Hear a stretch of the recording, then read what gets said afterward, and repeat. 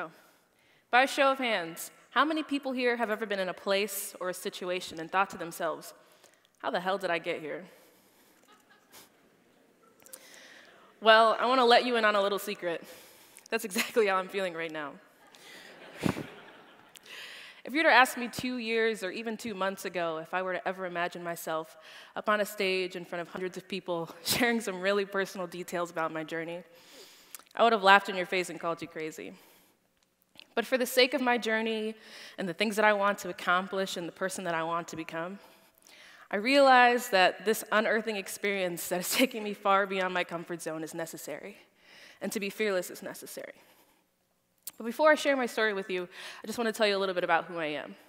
So I'm currently a fifth-year student here at Michigan State University, and next year when I graduate, I'll be the first African-American woman to receive a bachelor's degree in music composition from this institution, as well as the first MSU student to receive a bachelor's degree in music composition and jazz studies concurrently.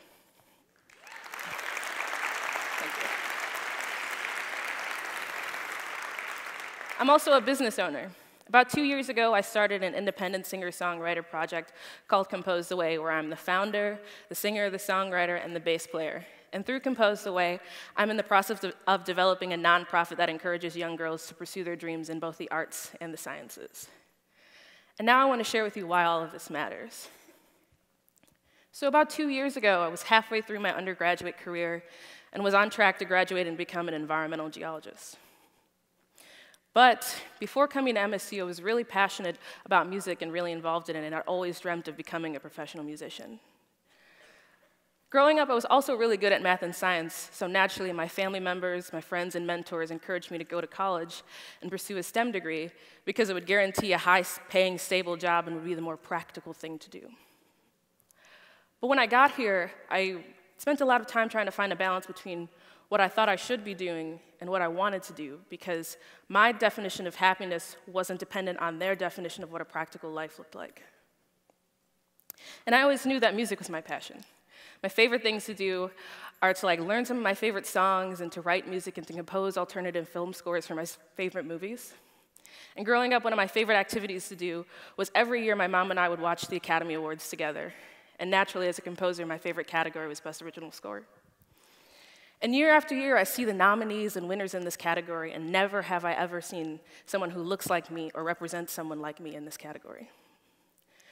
So, at 15, identifying that this is problematic, I told myself, yeah, you got it, you can do it. You know, you're really passionate about this music, you're really driven and ambitious.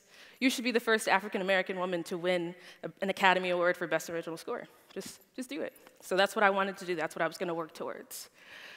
But at 15, I didn't have a realistic idea of what a career in music looked like for me.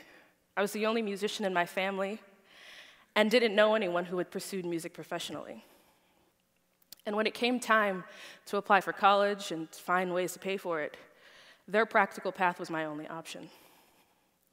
And although I wasn't really passionate about pursuing geology or engineering, I really liked the idea of being a representative for people of color in the professional field, because I don't know how many African-American men or women that you know are geologists, but I can't say I personally know very many myself. And I also thought it was really important to be an example for young girls and to show them that you don't have to be a white man or have an unconditional love for rocks to want to study geology and to learn about the earth.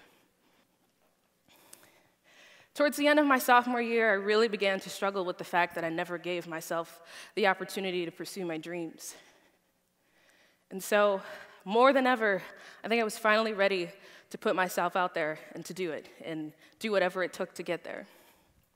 Even if that meant giving up my scholarships and having to move forward by picking up 2 extra jobs just to pay for school and to survive.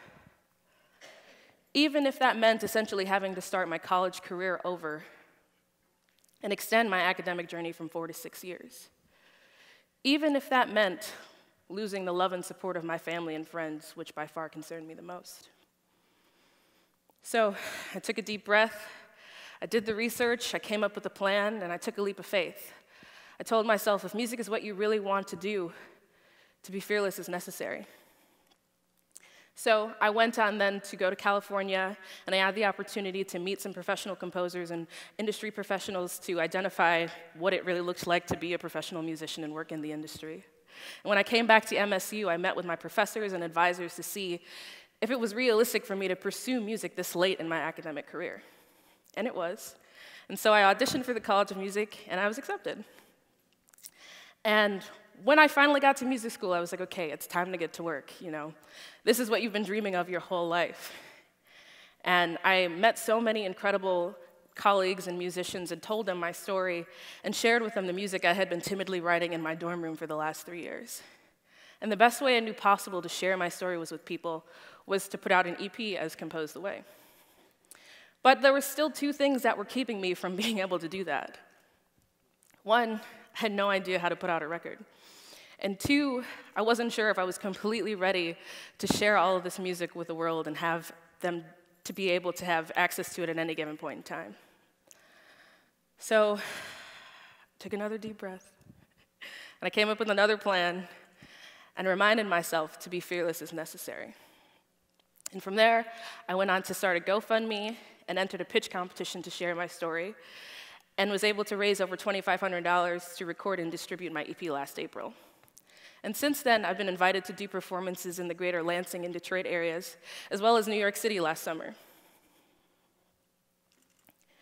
Composetheway embodies the notion that in this life, you are the leader, the composer, the writer, the storyteller that gets to decide the life in which you choose to lead. As Composetheway, I want to continue making music and being a strong representative for not only women, but women of color in this industry. I want to inspire young girls who have been told that their dreams don't matter, or that they'll never accomplish their goals because society deems otherwise. I want to do it all.